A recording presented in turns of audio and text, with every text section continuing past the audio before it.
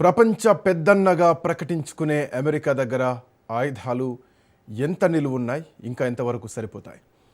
ఇరాన్తో యుద్ధానికి సరిపడా ఆయుధాలు లేవని పెంటగాన్ భయపడుతోందా?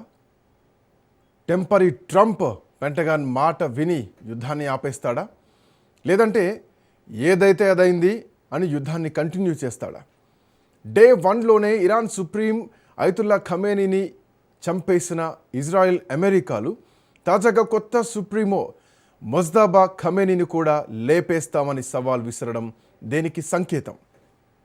పెంటగాన్ చెప్పినట్లు 10 రోజుల్లో యుద్ధం ముగించాలనుకుంటే అప్పట్లోగా మొజ్తబాను అంతం చేయడం అమెరికాకు సాధ్యమేనా? ఖమేనీ వారసత్వాన్ని లేకుండా చేస్తామని కంకణం కట్టుకున్న అమెరికా, ఇజ్రాయెల్ దేశాలు ఇరాన్పై యుద్ధాన్ని ఎన్నాళ్ళు కొనసాగించగలుగుతాయి? ఎప్పటిలోగా టార్గెట్ రీచ్ అవుతారనే సస్పెన్స్ కొనసాగుతోంది. ఈ మధ్యలోనే ఇరాన్కు సపోర్ట్ చేసేందుకు రష్యా, అటు చైనాలు తెర వెనుక ప్రయత్నాలు చేస్తున్నాయి. ఇరాన్కు కావలసిన ఆయుధాలు, ముఖ్యంగా మిస్సైల్స్ ఇచ్చేందుకు రష్యా, చైనా లోపాయికారిగా ఓకే అన్నట్లు ఇంటర్నేషనల్ ఎక్స్పర్ట్స్ చెప్తున్నటువంటి మాట.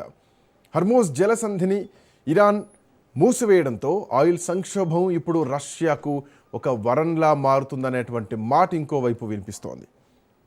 మన దేశానికి మళ్ళీ రష్యా ఆయిల్ వచ్చేటువంటి అవకాశం కూడా ఉంది. హర్మూజ్ మూసివేయడంతో ప్రపంచంపై ఒత్తిడి పెంచేందుకు ప్రయత్నిస్తున్న ఇరాన్ ఆ దిశగా యుద్ధ తంత్రాన్ని రచిస్తోందా? వారం రోజుల్లో అయిపోతుందనుకున్న ఉక్రెయిన్ రష్యా యుద్ధం లాగానే ఇతర దేశాల జోక్యంతో ఇరాన్, ఇజ్రాయిల్, అమెరికా యుద్ధం కూడా వారాలు, నెలలు, సంవత్సరాల పాటు సాగే ఛాన్స్ ఉందా?